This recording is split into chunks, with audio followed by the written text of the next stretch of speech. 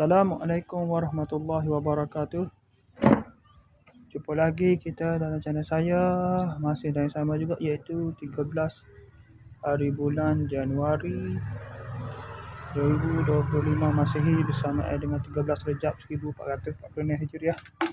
Okay, seperti biasa. Sebenarnya saya janjikan tadi video daily wah.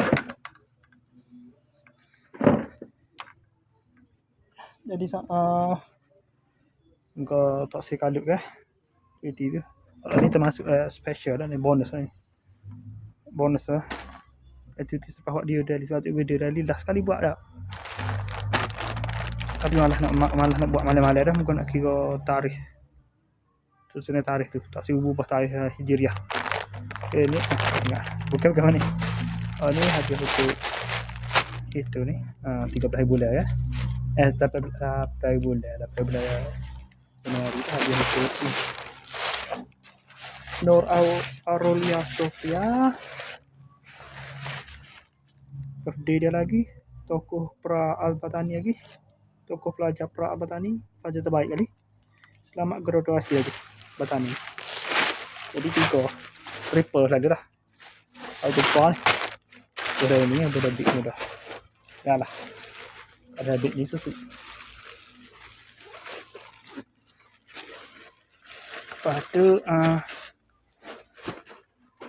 anak wani apa je ni? Mak Azrin. Ni bagi dia.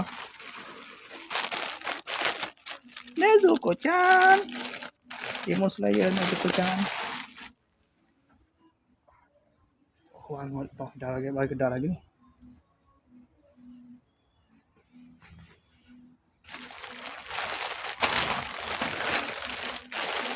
Lepas tu ni pula kuku dia Mira, anak Mira.